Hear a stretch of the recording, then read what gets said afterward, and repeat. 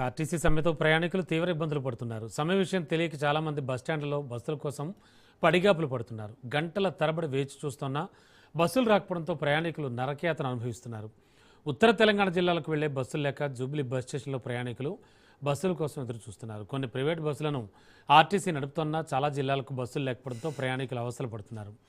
ఇక ఇదే అంశానికి సంబంధించి మరింత సమాచారం మా ప్రతినిధి రాజు అందిస్తారు. కార్మికుల సమ్మె ప్రభావంతో బస్సులు ఎక్కడికక్కడ డిపోలకే పరిమితమైన పరిస్థితి కనిపిస్తూ ఉంది.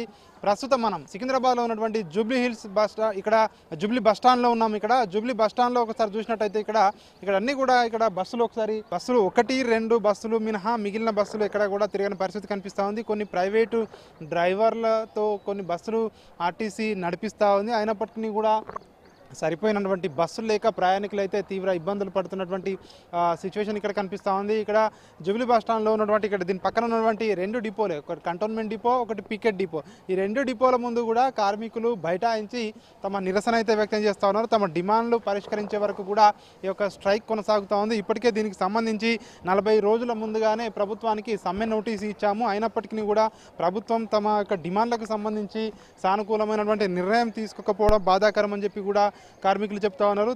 తాము ఏదైతే చట్ట ప్రకారము సమ్మె నోటీసులు ఇచ్చామో ఎక్కడ కూడా ఎస్మా పరిధిలోకి కూడా తమ యొక్క ఈ స్ట్రైక్ అనేది రాదు. ఖచ్చితంగా న్యాయపరమైనటువంటి డిమాండ్లు చట్ట ప్రకారం సమ్మె చేస్తూ ఉన్నామని చెప్పి ఒకవైపు కార్మికులు చెప్తా ఉన్నారు. కానీ ప్రయాణికులు మాత్రం మనం చూస్తూ ఉన్నాం. ఇక్కడ జూబ్లీ బస్ స్టేషన్లో ప్రయాణికులు మాత్రం పడిగాపులు కాస్తూ ఉన్నారు. తమ గమ్యస్థానాలకు వెళ్లేందుకు ఎప్పుడు తమ బస్సు వస్తుందా అని చెప్పేసి కూడా వెయిట్ చేస్తూ ఉన్నారు. కానీ ఇక్కడ మనం చూస్తూ ఉన్నాం ఖాళీగా ఈ బస్సు స్లాట్స్ అన్నీ కూడా ఖాళీగా దర్శనమిస్తూ ఉన్నాయి.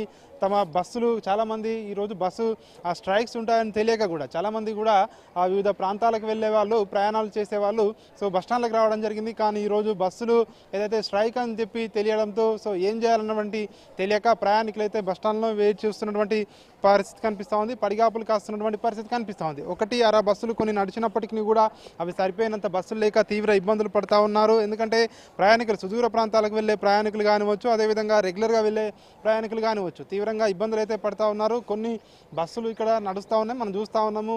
ఆ బస్సులు ఎప్పుడు వస్తాయో అవి ఎప్పుడు వెళ్తాయో తెలియదు. ఎందుకంటే లిమిటెడ్ బస్సులే ఉన్నాయి అని చెప్పి కూడా ఇక్కడ కొంతమంది ప్రయాణికులు కూడా మాట్లాడుతూ ఉన్నారు. దీనికి సంబంధించి అసలు ప్రభుత్వం ఎన్ని రోజులకు అంటే ఈ స్ట్రైక్ అనేది ఎన్ని రోజులు ఉంటుందని చెప్పేసి కూడా కార్మికులు అడిగినప్పుడు ఒకటే చెప్తా ఉన్నారు, ఇది ప్రభుత్వంపై ఆధారపడి ఉంటుంది. ప్రభుత్వం తమ డిమాండ్లకు సంబంధించి ఎప్పుడు సానుకూలమైనటువంటి నిర్ణయం తీసుకుంటే అప్పుడు స్ట్రైక్ అనేది విరమిస్తాం. అప్పటి వరకు కూడా ఈ యొక్క స్ట్రైక్ అనేది కొనసాగుతుందని చెప్తా ఉన్నారు. అన్ని కార్మిక సంఘాలు కూడా ఏకతాటిపైకి వచ్చి చేస్తున్నటువంటి సమ్మె ఇది.